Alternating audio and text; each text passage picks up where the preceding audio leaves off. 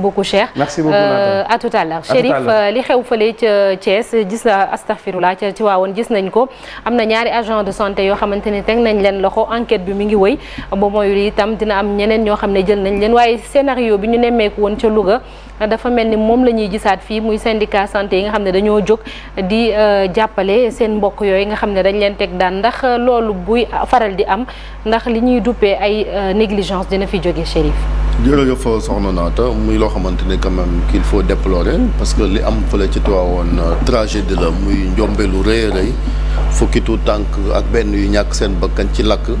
loolu bu amee comme ni ko procureur bu waxee ba ki Dembo Ndiaye il faut ñu ubbi ci enquête situer les responsabilités sur le plan moral on sait que gis nañ ne ministre ba tekki nañ ci ndomba tànkam donc pénalement aussi il est évident que buñ xóotalee enquête bi am na ci ñoo xamante ni bu dee seen loxo laale nañ ci faaw aussi ñu dem répondre devant la justice loolu moom moo mën a tax ñu mën cee tirer leçon ba xeetu jëyee yi dootu fi amati wàllu corporatisme nag gis nañ ko fii ci Sénégal muy loo xamante ni moom moo bëgg a yàq système bi de manière générale ci domaine yu bëri parce que am nañ droit soutenir seeni ñooñ parce que bu fekkente ni am nañ jafe-jafe ci wàllu yoon mais li nit mënul nangu mooy ñoom ñu bëgg koo def moyen de chantage boo xamante ni mi ngi bëgg a bëri fii ci Sénégal ba mu amee ca Linguère on l'a vu ba mu amee fële ca Louga on l'a vu ba mu amee ca Kaolack également gis nañ ni pression bi nga xamante ni ñoom syndicat de santé yi ku mel ni Mballo Dia Thiam sax il a déjà annoncé la couleur te loolu kenn mënu ko nangu ci am réew parce que pour Chérif nit ñi nga xam ne jotuñu woon a gis image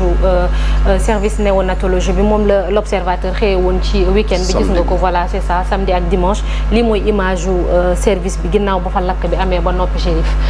ça lii rek mooy wane ni yëf yi metti woon donc lii pour mu bañ fee amati il faut que ñëpp ñoo xamante ni seen loxo laal nañ ci ñu dem répondre devant la justice fi mu toll ni étape bi ñu nekk sa waxuñ kenn moo def même bu fekkee ne am na ñun ci arrêté ça ne veut rien dire parce que inculpé gun leen wax gun ne dañuy enquête donc il faut que nit ñi aussi bàyyi justice mu def liggéeyam su ko defee ñu mën cee tirer ay leçons mais mënun saa su nekk bu fekkente lii am na ñu jàpp ci benn agent de santé ay ñooñam jug def pression def grève su ko defee aussi état bi daal di reculer parce que li nemee ko fële ci Louga également loolu la gis nañ ni dañoo dellu ginnaaw te ab justice aussi warul nangu ñu koy xooxatal lu mu mën a dem métti na trop mais nan bàyyi mu def liggéeyam ba nga xamante ne ëllëg dinañ ci mën a jàngat sinon dinañ continuer éternel recommencement ay nit di ñàkk seen bakkan muy loo xamante ni kon ñi gën a yàq système bi nag syndicat ci lan bokk muy li nga xamante ni kon ñoom ñoo yëngatu ci wàllu santé bi parce que li nga xamante ni gisoon nañ ko ca Louga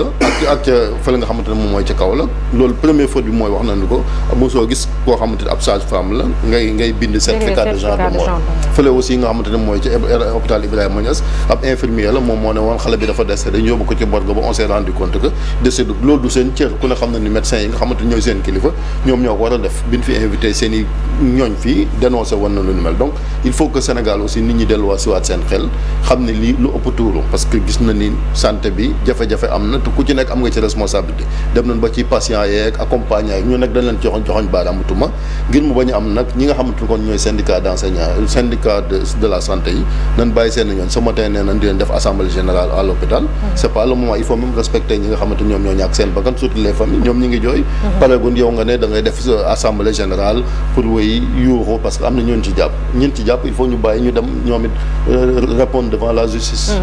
Marcel, quelle devrait être selon toi attitude du syndicat santé yooyu parce que avant tout avant ñuy nekk ay fajkat sax ay nit lañu war a mën a am peut-être benn humanisme bi war a mën a am peut-être benn capacité d'indignation bi également ak empathie sax surtout. Je pense que genre situation yi bu amee la moindre des choses c'est que ñu situer responsabilité yi et que donc fu mu nekk nii dara tuumaale guñu kenn plus précisément donc fu mu nekk nii dañu nekk rek ci étape enquête bi je pense que tey le métier même en tant que tel nga xamante ne c'est une vocation même comme ni may faral di wax laajul genre action yu mel nii je pense que conséquences yi ñëpp yëgoon nañ ko jamono jële ba mu amee la mort de Astou Sokhna suivi de la procédure judiciaire bu ñu limoon infirmières yi ci ak sage-femme yi ci nekkoon surtout donc on s'est rendu compte que la grève avait suivi son cours et que c'est très très dangereux quand même dans un système de santé une journée zéro accouchement par exemple ñuy imposer le strict minimum ce n'est effectivement pour répondre à ta question effectivement pas la démarche à suivre de la part de syndicalistes santé yi lu ñu war a def rek mooy comme ni ko Chérif waxee xool cette enquête bi naka lay nar a mujjee et puis bon et même si après am na ku ñuy inculper ce n'est effectivement pas la démarche à adopter de leur part.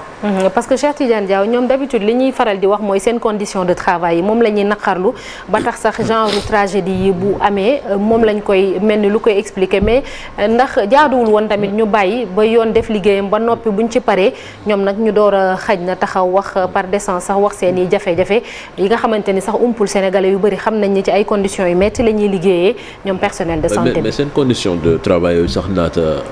ñoom duñu jóg ci di ko dénoncer à chaque fois ñu ngi koy def ci seen i plan d'action yoo xam ne ni ñu ngi koy tëral même si sax ñu bëri sax souvent dañ leen di faral di tooñ naan leen yéen à chaque fois xaalis ngeen di lijjanti bàyyi leneen li même si c'est pas tout le temps vrai mais li am ci mbir mi parce que ñaar ñi nga xam ne dañ leen teg loxo